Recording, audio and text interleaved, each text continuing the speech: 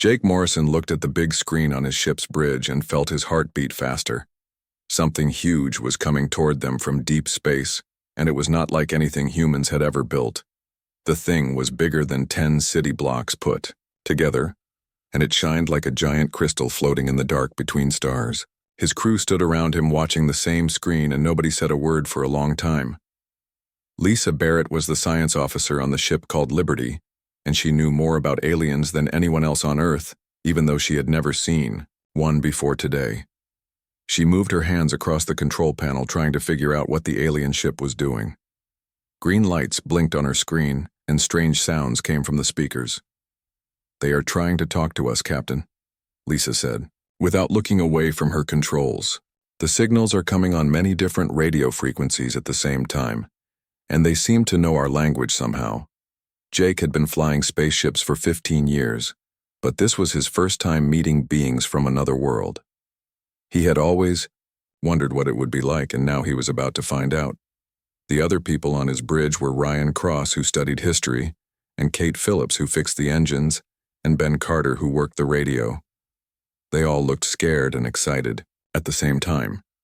The big screen flickered and then showed the face of something that was definitely not human. The being had 4 arms instead of 2 and skin that changed colors from purple to silver while Jake watched. Its eyes were bigger than human eyes, and it had no hair anywhere on its head. When it spoke, its voice sounded like music mixed with the wind. "Greetings, humans of the planet you call Earth," the alien said. "I am Ambassador Zethkar, and I speak for the Galactic Council, which governs most of the civilized worlds in this part of space. We have been watching your species for many years, and we have decided it is time to make contact with you." Ryan Cross almost fell over with excitement. He had spent his whole life studying human history and dreaming about the day when humans would meet other intelligent life. "This is the most important moment in human history," he whispered to Jake, but his whisper was loud enough for everyone to hear. The alien ambassador continued talking, and his words made Jake feel less excited and more worried. "Your species has shown promise in some areas, but you still have many primitive behaviors that must be corrected before you can join the community of advanced civilizations.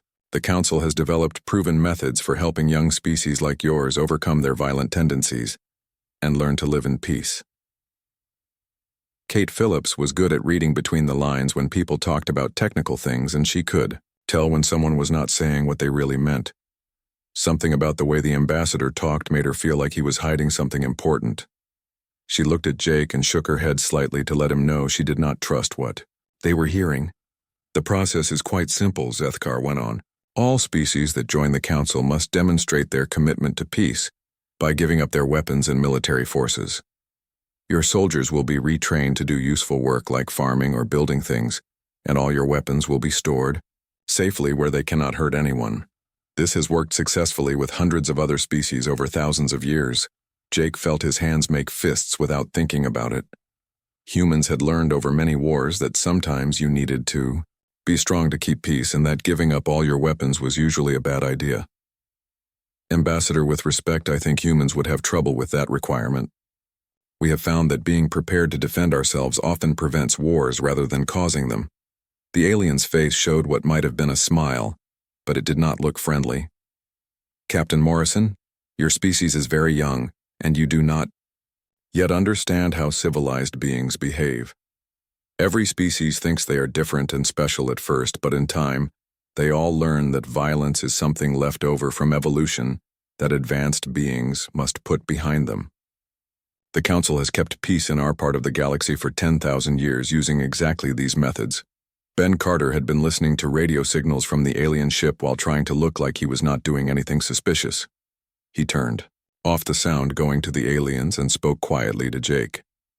"Sir, I am picking up coded messages between their ship and what looks like a whole fleet of ships hiding just outside the range where our instruments can detect them."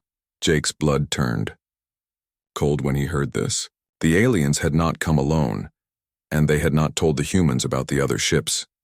This was starting to look less like a friendly visit and more like a threat covered up with polite words. The ambassador was still talking about peace and cooperation, but he had brought enough ships to destroy Earth if humans said no to his offer. "We understand this is a big decision for your species," Zethkar said. "We will give you time to discuss our proposal among yourselves. However, I should mention that the Council has never had a species refuse this generous offer of membership. All intelligent beings eventually recognize the wisdom of our system." The way he said those words made it clear that species who refused the first time did not get many chances to change their minds. Jake looked around at his crew and saw the same understanding in their eyes. Earth was being given a choice that was not really a choice at all. Join the Council and give up everything that made humans free, or face whatever happened to species that said no. After the transmission ended, the bridge was quiet for a long time. Finally, Lisa spoke up. "They are not really offering us membership in their club. They are telling us to surrender or else." Jake nodded slowly. He had spent his career exploring space and dreaming of the day humans would join a galactic community. But this was not what he had imagined. The Council seemed more interested in control than cooperation, and their idea of peace looked a lot like slavery with better marketing. "We need to learn everything we can about these beings and their council," Jake said. "And then we need to get back to Earth as fast as possible to warn everyone what is really coming." Jake spent the next 3 days on the Council ship trying to understand what joining their organization really meant. The alien vessel was huge inside, with corridors that seemed to go on forever, and rooms big enough to hold a football stadium. Everything was made of the same crystal material that changed colors depending on the light, and Jake often got lost trying to find his way back to where he started. The Council had representatives from dozens of different alien species all living and working together on the ship. At first, this seemed like proof that the Council really was a peaceful organization that brought different peoples together. But the longer Jake watched these aliens, the more he noticed things that made him uncomfortable. The Veltar were a species that looked like large cats walking on 2 legs. They had powerful muscles and sharp claws that should have made them dangerous predators. But every Veltar on the ship had scars on their heads where something had been cut away.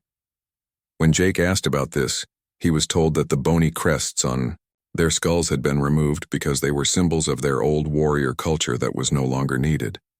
The Merlins were fish-like beings who came from an ocean world. Their natural voices could create beautiful songs that could be heard underwater for many miles. Jake learned that wild Merlins used these songs to coordinate attacks when they hunted in groups, but the Merlans on the Council ship could only whisper because their vocal cords had been surgically changed so they could not make the loud sounds their species was known for.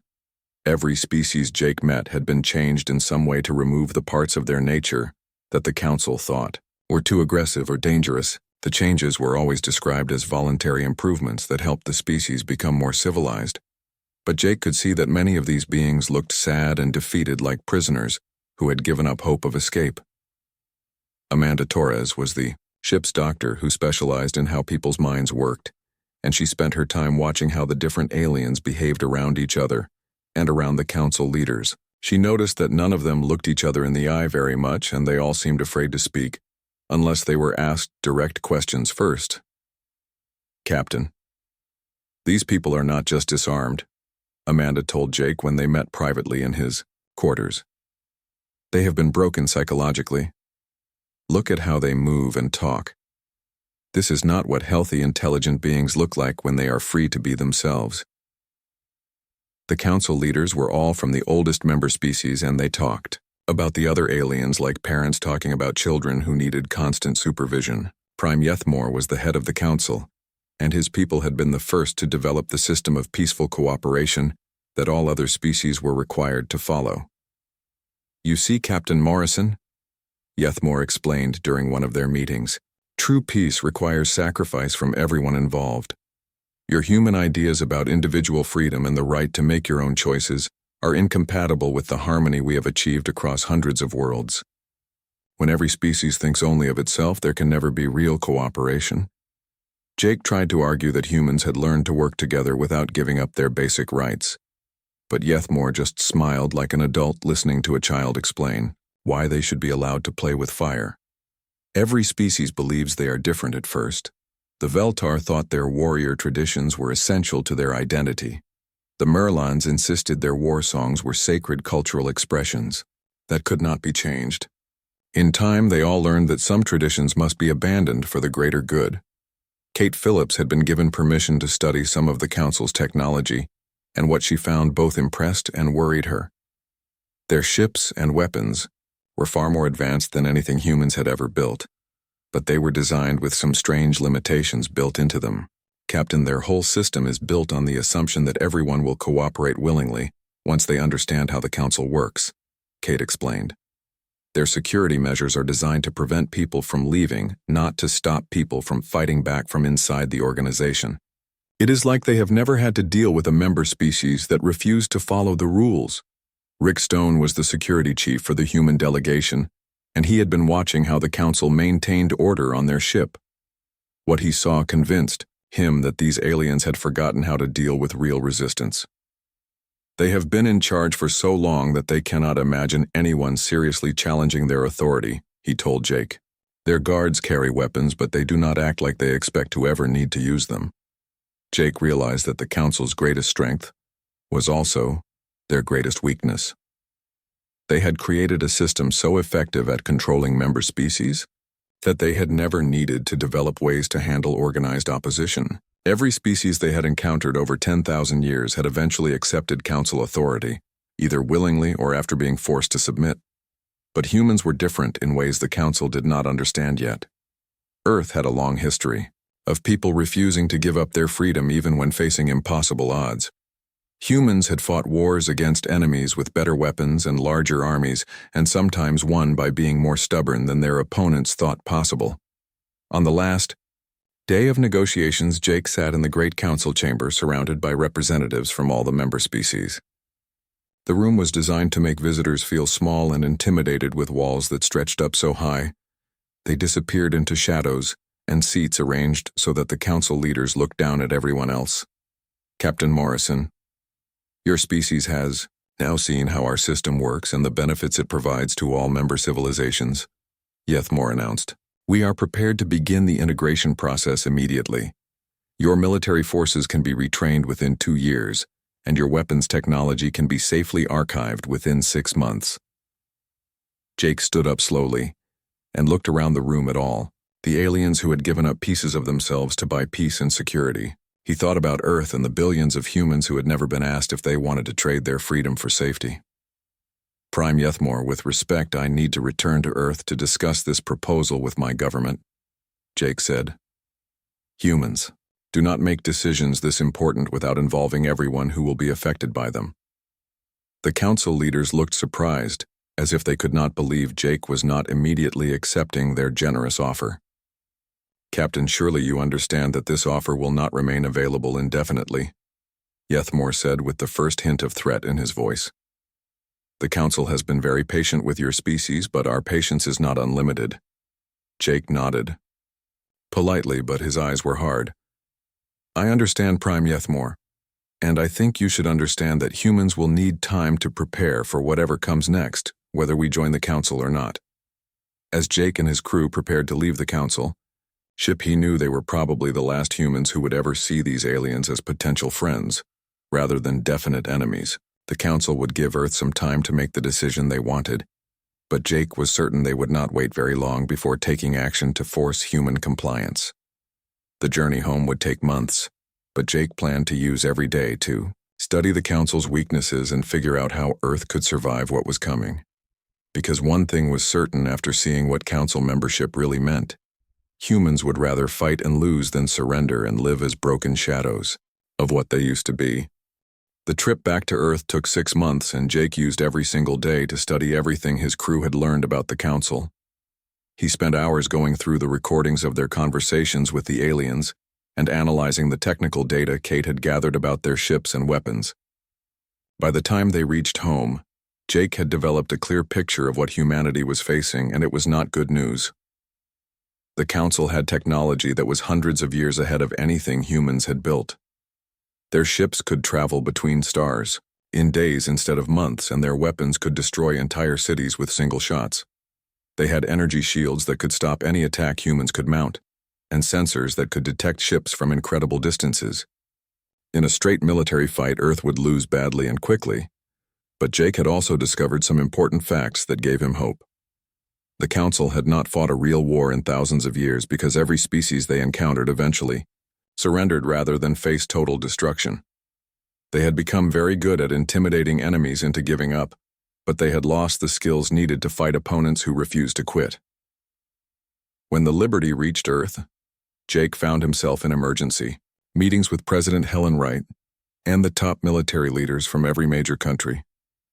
The humans who ran Earth's governments were smart people, but most of them had trouble believing that aliens were real, much less that they were planning to invade.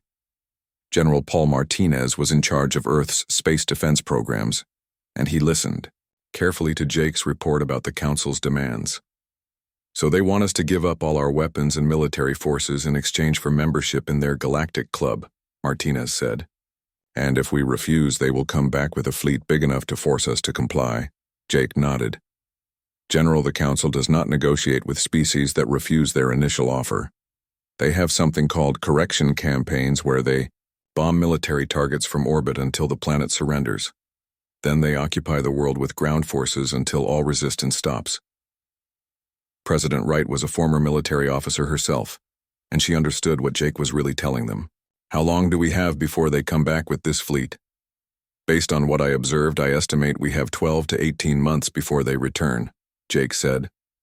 "The Council moves slowly because they have never needed to move fast. They will spend time gathering ships from across their territory and making plans for Earth's correction campaign." Ryan Cross had been analyzing the historical data they gathered about other species that had faced Council correction campaigns. "Madam President, every planet that resisted was defeated within weeks or months. The Council's standard procedure is orbital bombardment, followed by ground invasion. No species has ever successfully resisted them, but Amanda Torres had been studying the psychological profiles of Council member species, and she had found something interesting. The Council succeeds because they break their opponents mentally before defeating them militarily. They use their superior technology to create a sense of hopelessness that makes resistance seem pointless. But humans have survived many situations where victory seemed impossible. Kate Phillips was working with the best engineers and scientists on Earth to develop countermeasures against Council technology. Their weapons and defenses are designed to fight other high-tech civilizations, she explained to the assembled military leaders. They expect their enemies to use energy weapons and guided missiles and advanced targeting systems, but they have never faced opponents who use primitive weapons in smart ways. The idea Kate was proposing seemed crazy at first, but the more the military experts thought about it, the more sense it made. Earth could not build weapons as advanced as the Council's, but humans could build weapons the Council would not expect and would not know how to defend against. Major Casey Johnson was put in charge of training Earth's special forces for a completely new kind of warfare. She studied every conflict in human history where a technologically inferior force had defeated a superior enemy. The lessons were always the same. Use surprise attacks, hit and run tactics, and unconventional weapons. Make the enemy fight on your terms instead of theirs. The Council expects us to field armies and fight them in open battle where their superior firepower will win quickly, Johnson explained to her officers. Instead, we are going to make them fight in cities and forests and underground tunnels where their big weapons are less useful and their technological advantages matter less. Dr. Torres worked with psychologists and military experts from around the world to develop methods for maintaining human morale during the occupation that would probably follow the initial invasion.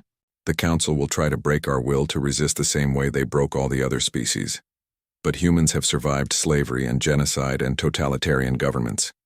We know how to keep fighting even when things look hopeless. The preparations took place all over Earth as every government put aside their differences to face the alien threat. Weapons factories that had been making tanks and jets started producing chemical explosives and biological weapons. Military bases were moved underground or disguised to look like civilian buildings. Entire cities were prepared as battlegrounds, with hidden supply caches and secret communication networks. But the most important preparation was psychological. Humans needed to understand that they were not fighting to win in the traditional sense. They were fighting to prove that Earth could not be conquered no matter how advanced the invaders were. Every day the Council had to spend occupying Earth was a day they could not spend conquering other worlds. Jake was promoted to Admiral and put in charge of coordinating the space defense effort. His job was to make the Council's initial attack as costly as possible, even though everyone knew Earth's space fleet would be destroyed quickly. "We cannot stop them from reaching Earth," he told his captains, "but we can make them pay a price for getting here, and we can give the ground forces time to prepare." The defense plan was built around the assumption that humans would lose every conventional battle, but could still win the war by refusing to give up. Earth's cities were turned into fortresses designed to absorb attacks and keep fighting. The countryside was prepared for guerrilla warfare that could go on for years or decades if necessary. Military experts studied the Council's previous correction campaigns and found a pattern. The aliens always used the same tactics because those tactics had always worked before. Orbital bombardment to destroy military targets, followed by ground troops to occupy population centers, followed by psychological warfare to break civilian morale. But humans were preparing for something the Council had never encountered. Instead of trying to protect military targets, Earth was making every target look military. Instead of concentrating forces in obvious locations, humans were spreading their defenses everywhere. Instead of relying on centralized command structures, Earth was creating thousands of independent resistance cells that could operate without outside support. Casey Johnson summarized the human strategy in a briefing to world leaders. "The Council expects us to act like every other species they have conquered. They expect us to fight conventionally, lose quickly, and then negotiate for better surrender terms. Instead, we are going to fight unconventionally, lose slowly, and make them wonder if conquering Earth is worth the cost." As the months passed and the preparations continued, Jake often thought about the aliens he had met on the Council ship. They had seemed so confident that humans would eventually see the wisdom of joining their system. They could not imagine a species that would choose to fight a hopeless war rather than accept a comfortable surrender. But that was exactly what humans were preparing to do. Earth would not go quietly into the Council's galactic empire. When the aliens returned, they would find a world that intended to fight for every city, every building, and every street until there was nothing left to conquer, or until the invaders decided that some planets were too expensive to be worth taking. The Council had maintained peace for 10,000 years by being so overwhelmingly powerful that no one dared to resist them. But they were about to learn that their system had a fatal flaw. It only worked as long as everyone believed that resistance was impossible, and humans had never been very good at accepting that anything was impossible when their freedom was at stake. 18 months after first contact, the Council fleet appeared in Earth's solar system like a swarm of deadly stars. 300 ships emerged from hyperspace in perfect formation, each one larger than anything humans had ever built. Admiral Zethkar commanded the fleet from his flagship Eternal Harmony, a vessel so massive it had its own artificial gravity and weather systems inside its hull.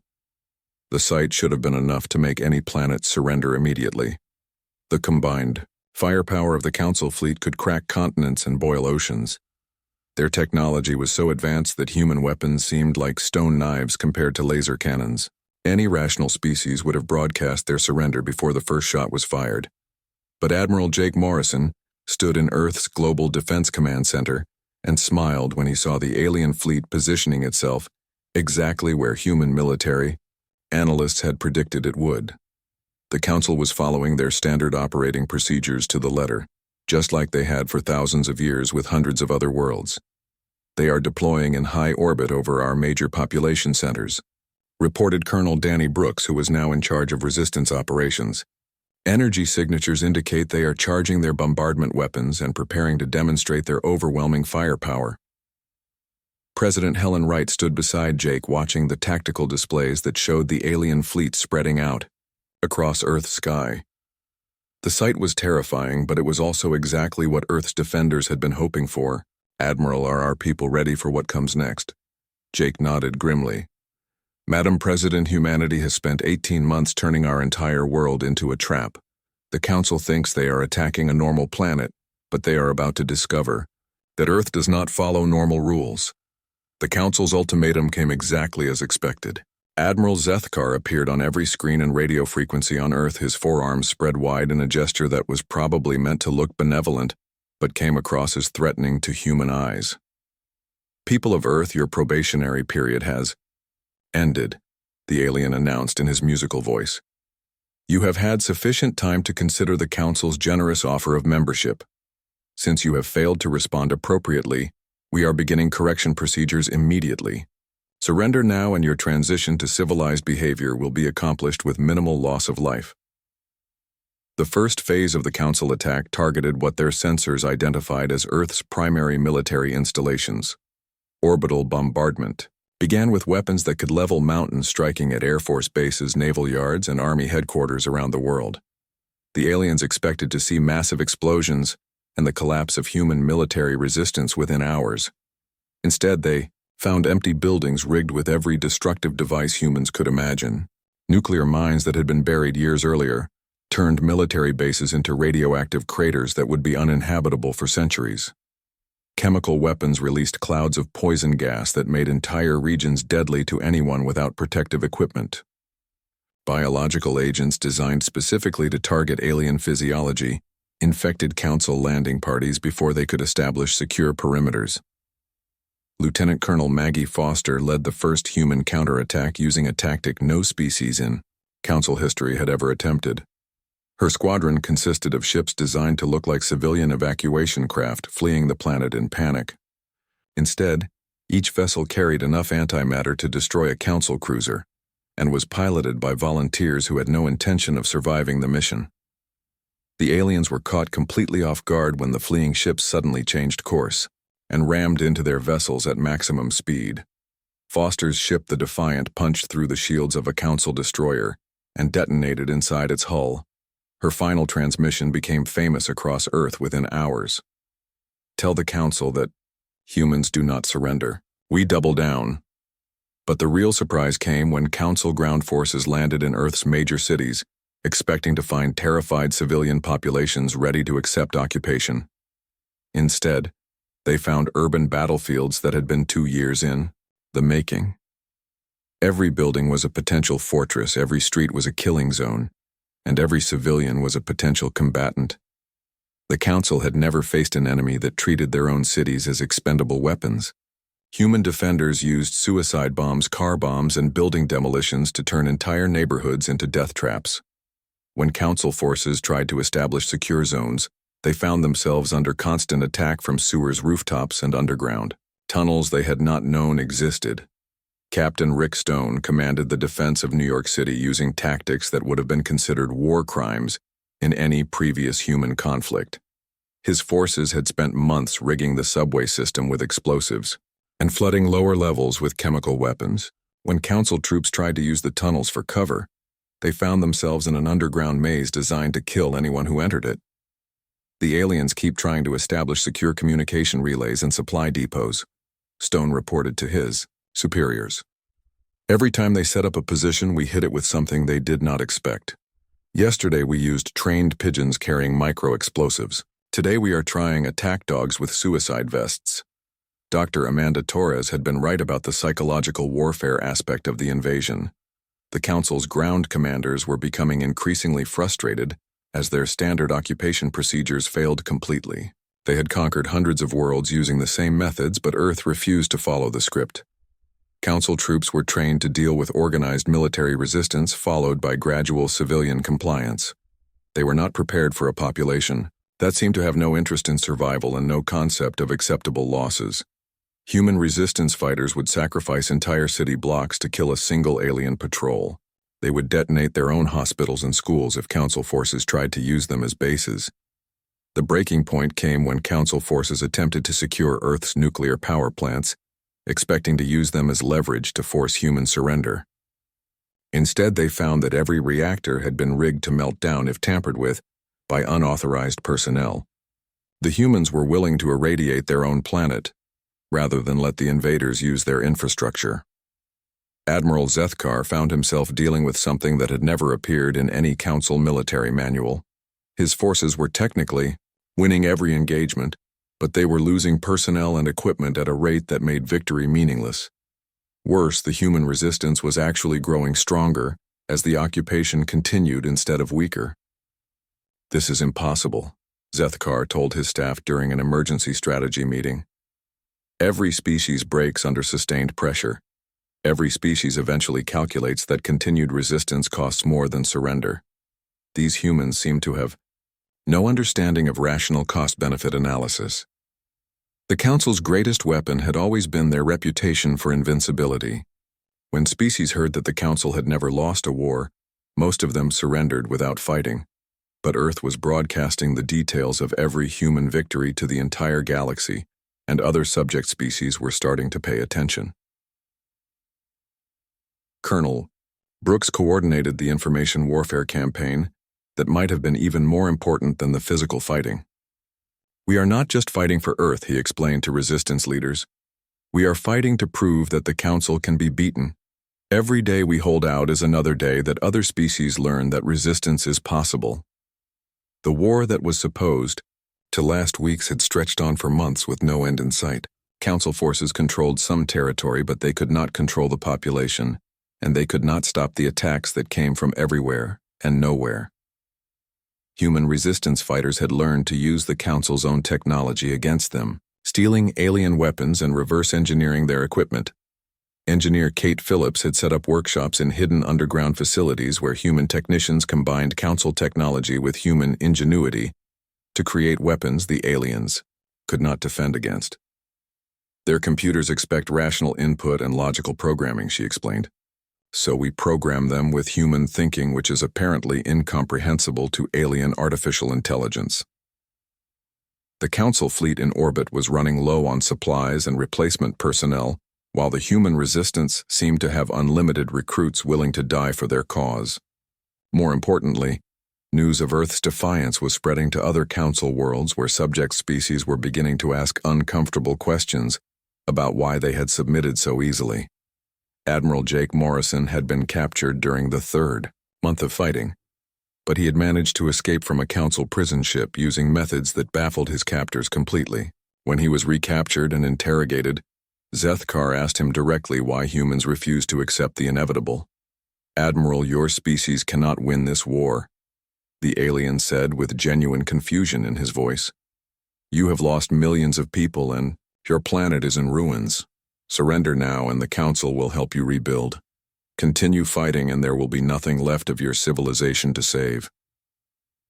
Jake looked at his captor with the kind of smile that had made humans dangerous since they first picked up sharp sticks.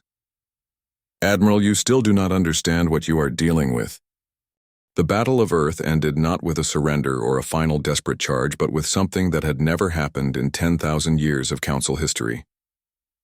Admiral Zethkar broadcast an unconditional withdrawal order to his fleet and prepared to leave Earth's solar system without achieving any of his objectives. The decision came after 18 months of fighting that had cost the Council more ships, personnel, and resources than they had lost in their previous 100 campaigns combined. Human resistance had not only failed to collapse under pressure, but had actually grown stronger and more creative as the war continued. Worse, the news of Earth's defiance was spreading across the galaxy faster than Council sensors could contain.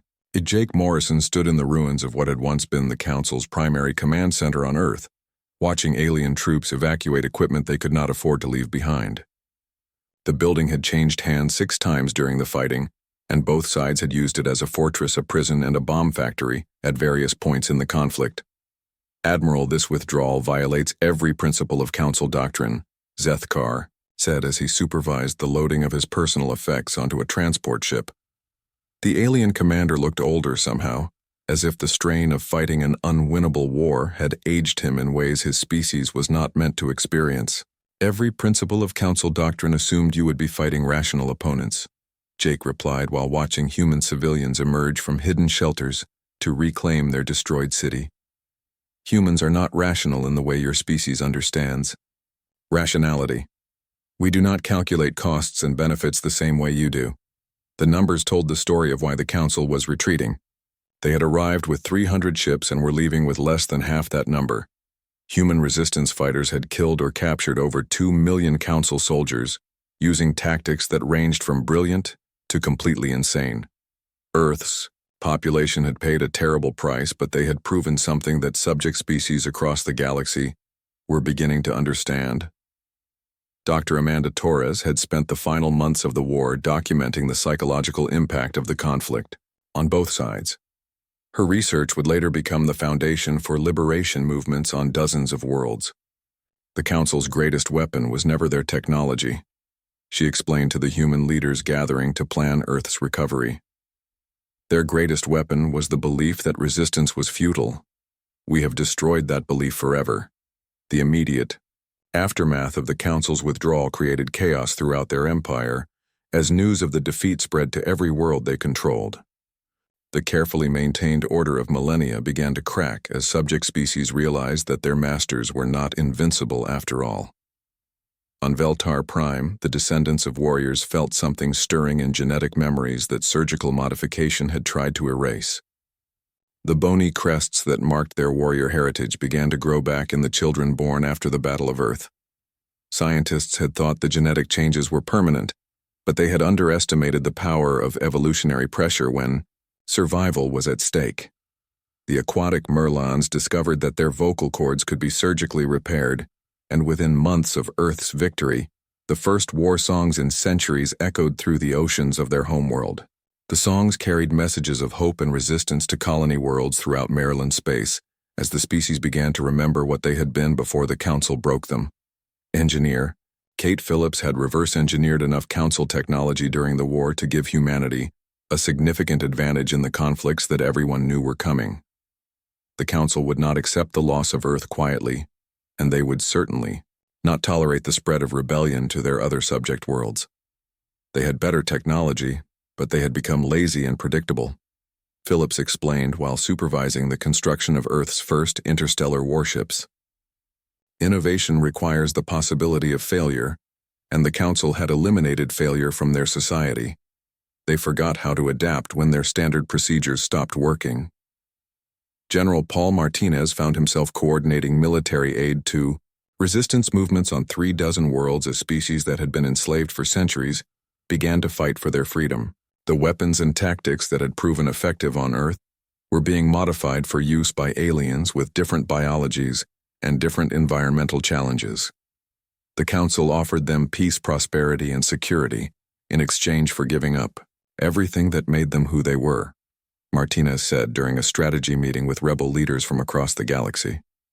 Most species thought that was a reasonable trade until they saw what humans were willing to sacrifice to remain free. The war that followed the Battle of Earth was unlike anything the galaxy had ever seen. Instead of the Council's usual pattern of quick, overwhelming victories, followed by rapid integration of defeated populations, the conflict became a grinding struggle across hundreds of systems as more and more species joined the rebellion.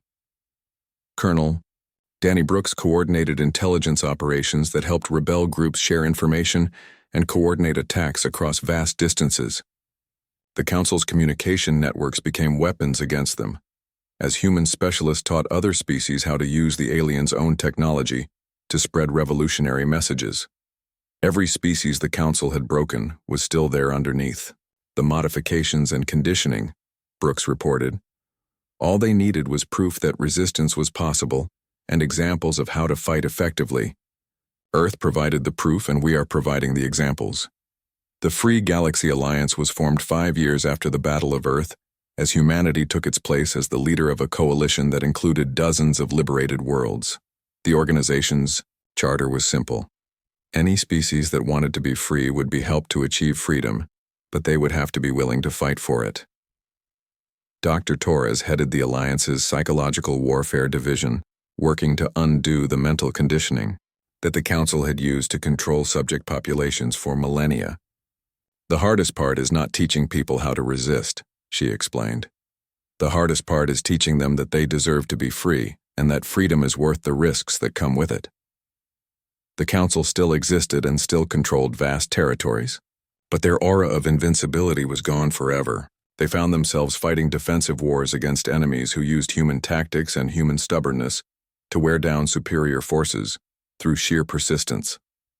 Admiral Jake Morrison commanded the Alliance fleet from his flagship Independence, a vessel built using a combination of human engineering and captured Council technology. His crews included humans and aliens working together as equals rather than masters and servants. The Council made one fundamental mistake, Morrison said, during a broadcast to every world still under alien control. They assumed that all intelligent species would make the same choices when faced with the same circumstances. But intelligence does not make everyone the same. It makes everyone different in their own unique ways. The message that spread throughout the galaxy was simple but revolutionary. Freedom was possible if you were willing to pay the price for it. The price might be high and victory might take generations to achieve, but the alternative was to remain slaves forever. President Helen Wright had been re-elected twice since the end of the Battle of Earth, and she often reflected on how much the world had changed. Humanity had gone from being an isolated species dreaming of contact with aliens to being the leaders of a galactic revolution that was reshaping the political structure of the entire galaxy.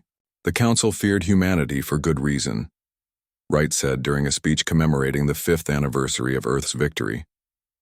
They looked at us and saw not just another species to be conquered, but something that could destroy everything. They had built over 10,000 years. They saw an example that other species might follow. The fear had been justified. Humanity had given the galaxy something it had forgotten it needed: hope, and hope turned out to be the most dangerous weapon of all, because it was the one thing the Council had never learned how to fight against. Across the stars on worlds, where beings had forgotten what freedom felt like, the children born after the Battle of Earth grew up hearing stories about the species that refused to surrender. These children would grow up to be the leaders of their own liberation movements, carrying forward the lesson that Earth had taught the galaxy. No one was required to be a slave, and no one was required to accept someone else's definition of civilization. The choice between freedom and security would always exist, but now everyone knew that the choice was real, and that it was possible to choose freedom even when the odds seemed impossible to overcome.